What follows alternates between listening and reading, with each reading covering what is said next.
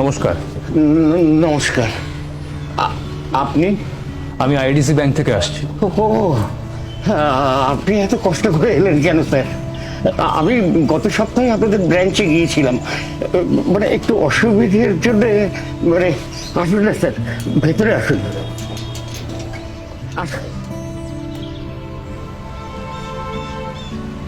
একটু চা দেবো? চা? না, আমি চা খাই না, থ্যাংক ইউ। ও, আপনার লোনটা প্রায় 8 মাস ধরে ওভারডিউ চলছে, ইএমআই দিচ্ছেন না কেন? আপনি বসুন। হ্যাঁ, মানে আমি জানি এই কাজটা খুব খুব অন্যায়, তো এমন একটা সমস্যায় মানে আমি খুব শিগগিরই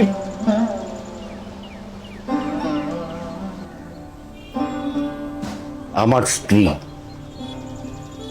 গেল বছর গত হয়েছেন, ক্যান্সার হয়েছিল, একেবারে শেষ সময় ধরা পড়েছিল। ডাক্তারও বলেই দিয়েছিলেন কোনো আশা নেই। আচ্ছা, আশা না থাকলেও মানুষ কি চেষ্টা করবে না? আমিও সেই চেষ্টাই করেছিলাম। যদি আর কটা দিন, সারা জীবন টিউশনি করে যে সঞ্চয়টা করেছিলাম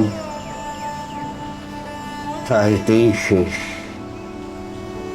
কিন্তু আপনি কোনো চিন্তা করবেন না স্যার, আমি একজন শিক্ষক স্যার। আমি কখনো কারোর কাছে 1 টাকাও ঋণ রাখিনি স্যার। আমি প্রায় সমস্ত ব্যবস্থা করে ফেলেছি, আমাকে শুধু কটা মাস একটু সময় দিন। ব্যবস্থা মানে? এই বাড়িটা বিক্রি করে দেবো ঠিক করেছি, 2-1 জনের সঙ্গে কথাও হয়েছে। বাড়িটা বিক্রি হয়ে গেলেই আপনাদের সমস্ত দেনা আমি শোধ করে দেবো, আর কোনো ইএমআই এর ঝামেলা রাখবো না। মানে এই বাড়িটা আপনি বিক্রি করে দেবেন? কি আর করবো স্যার, ছেলেও এখানে থাকে না, আমি আর কদিন একা মানুষ, চলে যাবো কোথাও একটা। একটা প্রশ্ন করব? হ্যাঁ, নিশ্চয়ই। আপনার স্ত্রী তো গত হয়েছেন প্রায় বছরখানেক বললেন, কিন্তু এই লোনটা অনেক বছর ধরে চলছে। এতটা বেশি অ্যামাউন্টের লোন কেন নিলেন? কি আর বলবো স্যার, এই যে তো খুব বেশি দূর লেখাপড়া করতে পারিনি, ওই কোনো রকমের টেনে টুনে গ্র্যাজুয়েশন। তারপর বাবা মারা গেলেন, ছেলেকে দায়িত্ব নিতে হলো, তখন থেকেই এই টিউশনি পড়িয়ে আর আমার পড়াশোনা হলো না। কিন্তু ছেলের জন্য আমি কোনো অভাব রাখিনি, আমার সাধ্য মতো তার যখন যা দরকার সব দিয়েছি।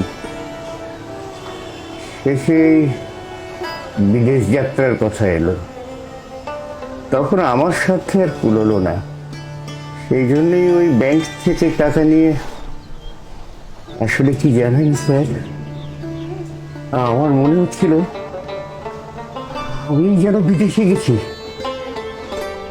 পড়াশোনা করতে। সেই ছেলে কি এখনো? সে আর এখানে ফিরবে না, বিদেশেই সেটেল করে গেছে। কি বা করবে এখানে এসে? কি আছে, কি আছে এই বাড়িতে?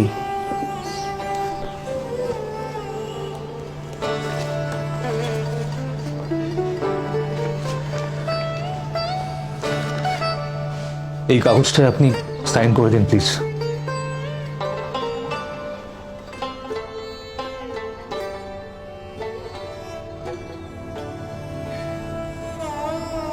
এতে কি আছে? এটাই সাইন করে দিলে আপনার আপনার সমস্ত লোন মাফ হয়ে যাবে। মাফ? কিন্তু আমি তো আপনাদের সমস্ত লোনটা শোধ করতে চাই স্যার। আমি শুধু একটু সময় চাই। সাইন করে দিন না স্যার, প্লিজ সাইন করে দিন। অন্তত অন্তত এটুকু তো আমায় করতে দিন। মানে হ্যাঁ স্যার, আপনি হয়তো আমায় চিনতে পারেননি। আমি আমি অভিষেক অভিষেক পাত্র। 2004 সাল বুধবার থেকে শুক্রবার সন্ধ্যে 6টার ব্যাচ। আমি আপনার কাছে 2 বছর অ্যাকাউন্টস পড়েছি স্যার, মনে পড়ছে?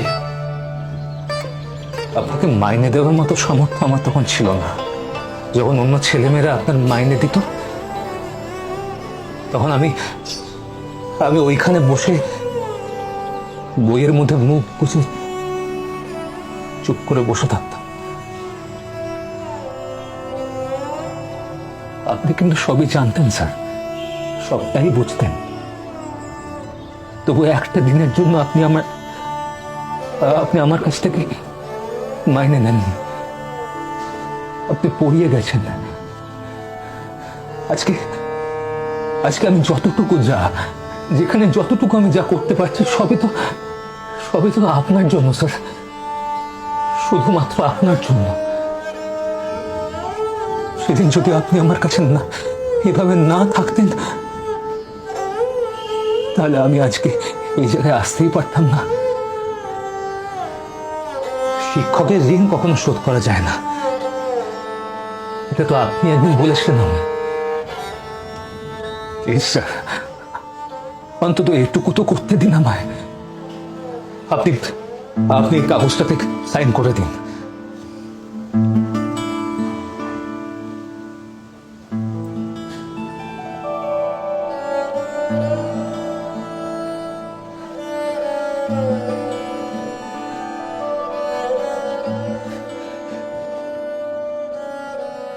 শিক্ষক শিক্ষিকা, মা বাবার পরে এই মানুষগুলোই আমাদের হাত ধরে হাঁটতে শেখান সঠিক পথে।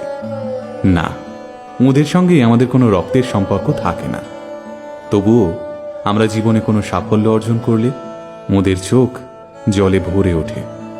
শিক্ষক শিক্ষিকা, মা বাবার পরে ওরাই আমাদের কাছে সৃষ্টিকর্তার দেওয়া সেরা উপহার। আল্টিমেট মিডিয়ার তরফ থেকে পৃথিবীর সমস্ত শিক্ষক শিক্ষিকাকে আমরা জানাই শুভ শিক্ষক দিবস।